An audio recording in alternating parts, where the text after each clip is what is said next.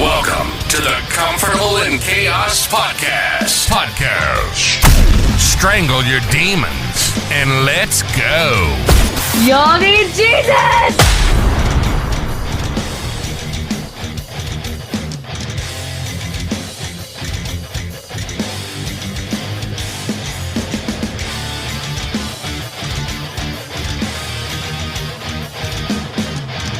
Well, the voice of truth tells me a different story.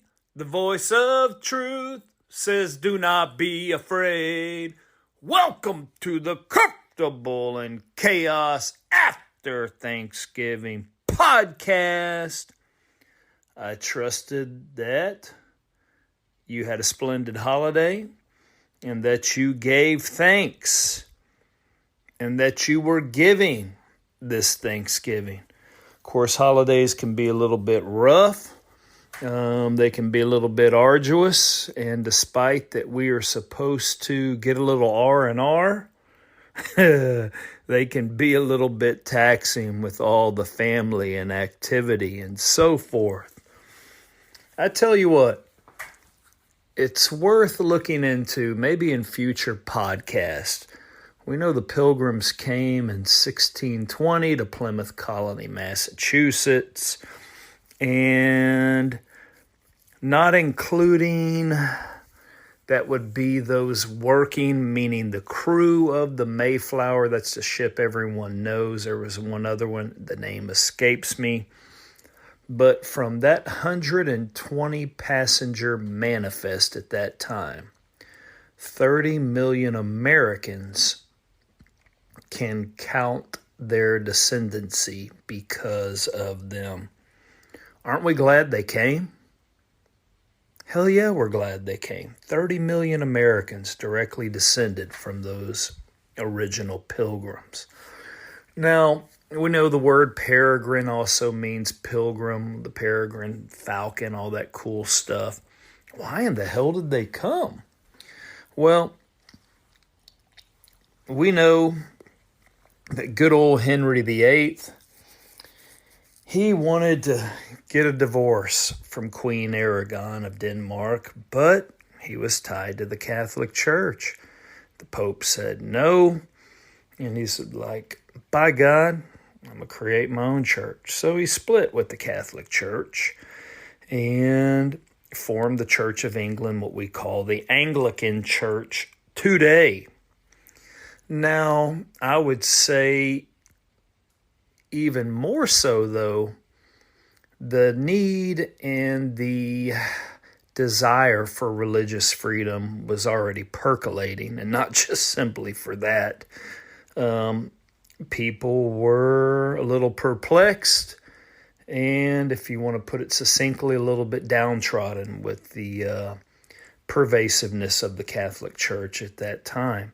So yeah, King Henry VIII made his move, and upon his passing after that, his direct descendants are who sat on the throne of the English monarchy. Many of them were quite young, up until when King James unified both the crown of Scotland and England. So at the time of the Pilgrims, it was actually King James who was on the throne, i.e. the King James Bible. But I would say that puritanical bent had already stirred. And although the Puritans didn't come until 10 years later after the Pilgrims in 1630, they thought that many of the traditions and practices in the new Church of England were quite similar to the Catholic Church, and they wanted something entirely new. So that really is where you start to have the birth of Protestantism. And although they may have not been called Puritans at the time when the Pilgrims came, that was definitely stirring in their minds and hearts. And then, of course, you had plenty of men on there who want to have some adventure. So, hell yeah, they are ready to come to America. So, just a little bit of Thanksgiving history, and in future episodes, let's find out who these pilgrims were And I think it would also be important to find out who these Native Americans were that they encountered way up there at Plymouth Colony. More specifically, which Indians were they? But we know Thanksgiving is a time to give thanks, and I hope you did, because it's really by the Lord's mercy that we wake up every single day.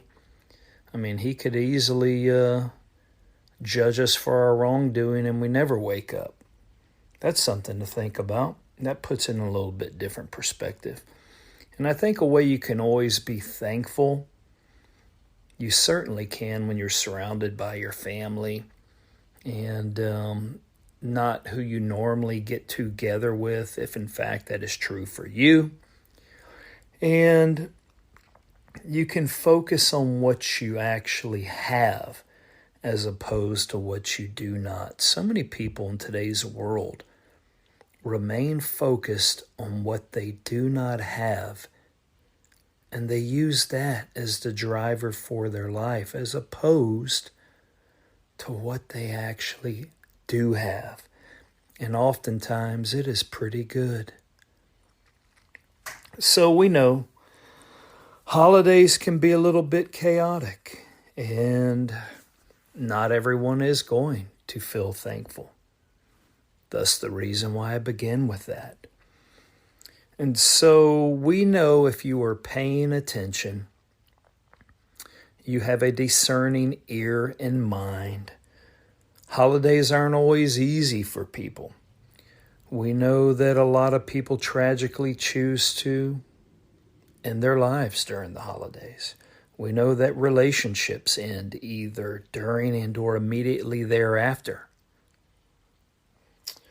So what my call is right here and now is, let's not have any suffering in silence during the holidays. If in fact you find yourself in a very tough spot, find someone and tell them about it. Even if it just simply means by speaking up, your voice is an act of rebellion. You are rebelling against yourself because of your circumstances, and you would like a little bit of assistance. Isn't that what this podcast is all about? I'd tell you it was born in the spirit of rebellion, and now we're all listening. We're all listening because we all want to talk. It's important for men to be heard.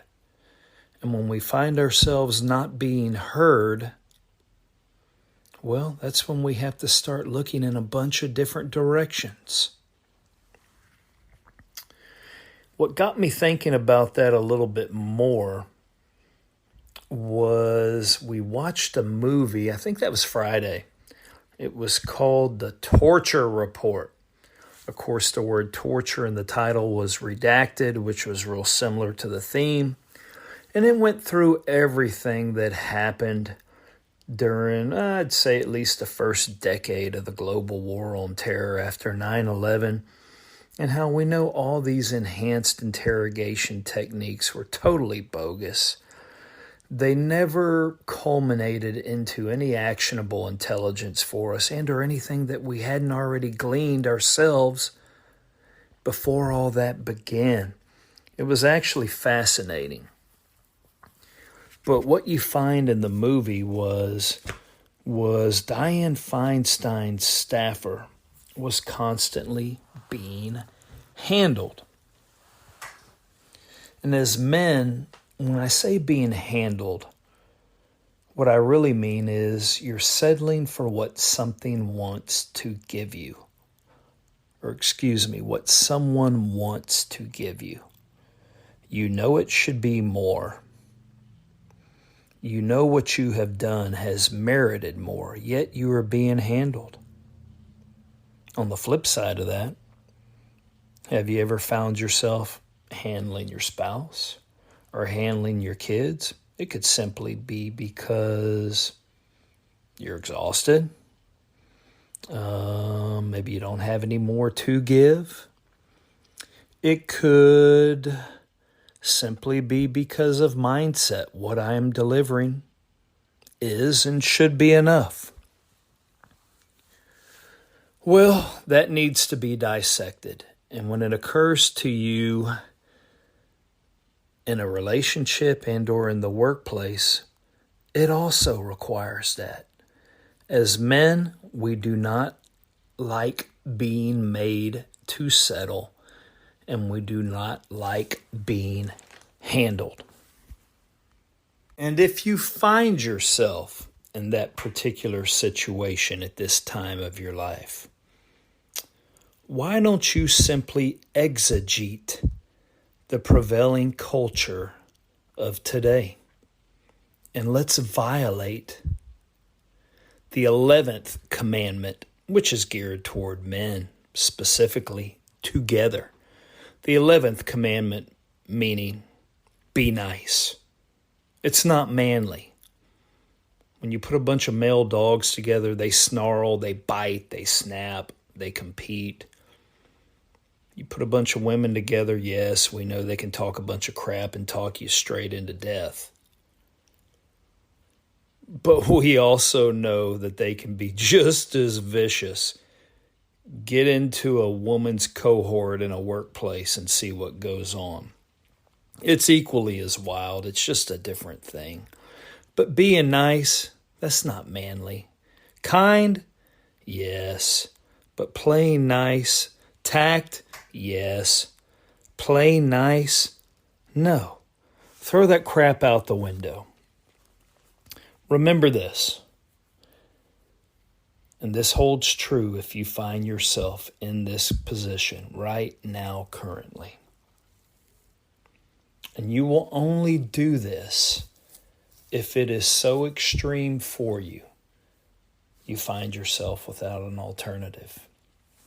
If you are not willing to sacrifice what you presently have to get the life that you truly want, then that life that you truly want will become the sacrifice. So I simply say what I mentioned earlier. Speak up. Violate the 11th commandment of nicety. And use your voice. And whatever that circumstance is that you are contending with, use your voice as an act of rebellion and say no more. Now, should you truly be desperate, do not try to go it alone, but know that you are in good company. Always remember, and you have plenty of stories in that book, the Lord's Word, to remind you that God uses men who are weak and feeble enough to lean on Him so that He can lift them up. That's a quote by J. Hudson Taylor. Get back on the path of finding your Thanksgiving. And we will talk about this more and all things men the next time on the Comfortable in Chaos podcast. I bid you bon voyage, my burgeoning flock. Until next time, like and subscribe to the Comfortable in Chaos podcast.